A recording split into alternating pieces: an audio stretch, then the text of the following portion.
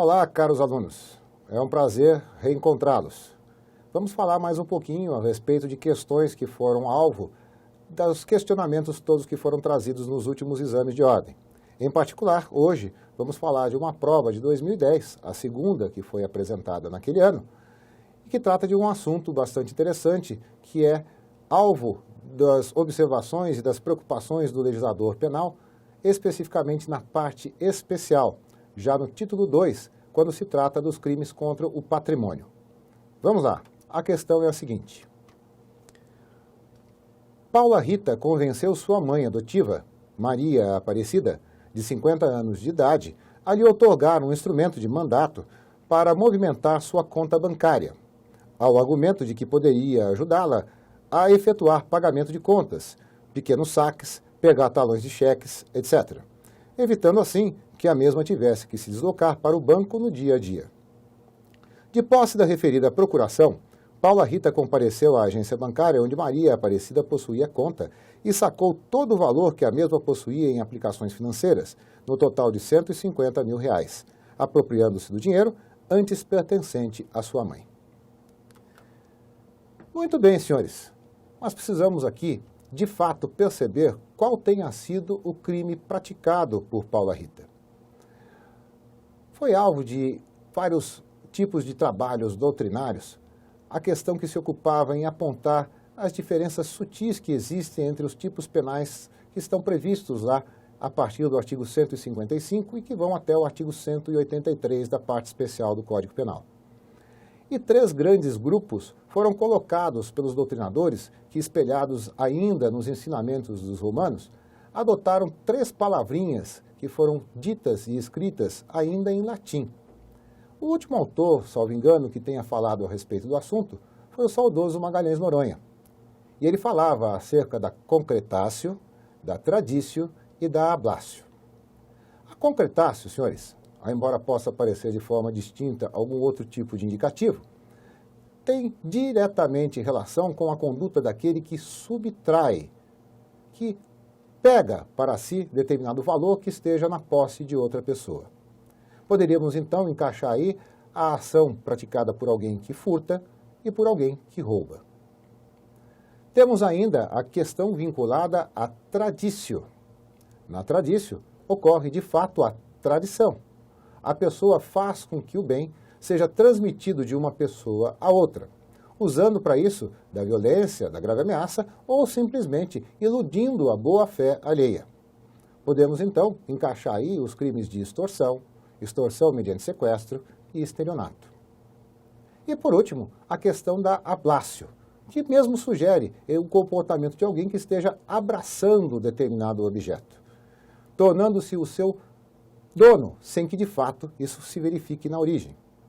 Ele passa a se comportar como dono de algo que foi a ele confiado. Vejam, nós temos aí, especificamente, a situação da apropriação indébita. Além do comportamento do agente criminoso, percebem-se outras minúcias. No caso especificamente da apropriação indébita, nota-se que o dolo é posterior à posse. Somente depois de investido na posse do bem é que muda de comportamento o agente criminoso, tornando-se então o seu possuidor sem que haja legitimidade nesse tipo de comportamento. No caso do estelionato, a vítima é convencida a entregar o bem. E o dolo, nessa hipótese, ele é anterior à investidura na posse. São detalhes que nos levam aí à conclusão. Também temos uma outra situação específica em que se pode estabelecer uma grande confusão: a prática do furto qualificado pela fraude. Nessa circunstância, senhores, a vítima também é enganada, a exemplo do que acontece no caso do estelionato. Entretanto, no caso do estelionato, percebe-se nitidamente que a vítima entrega o bem, porque foi iludida e acabou, então, nessa circunstância, se despojando do bem que lhe pertence, confiando na pessoa do agente criminoso, que a induz a essa condição de erro. No caso do furto praticado mediante fraude, a vítima também é iludida. Entretanto, o bem é tomado dela. Pois bem, a dúvida que se colocou aqui em relação ao comportamento de Rita perante a ação de sua mãe, nos dá como alternativa o seguinte: Considerando a narrativa que nós apresentamos há pouco a vocês, assinale a alternativa correta. Paula Rita praticou crime de estelionato em detrimento de Maria Aparecida, sua mãe, e pelo fato de ser sua filha adotiva, é isenta de pena. B. Paula Rita praticou crime de furto mediante fraude em detrimento de Maria Aparecida e pelo fato de ser sua filha adotiva, é isenta de pena. C. Paula Rita praticou crime de estelionato em detrimento de Maria Aparecida e, apesar de ser sua filha adotiva, não é isenta de pena. E D. Paula Rita praticou crime de furto mediante fraude em detrimento de Maria Aparecida e, apesar de ser sua filha adotiva, não é isenta de pena.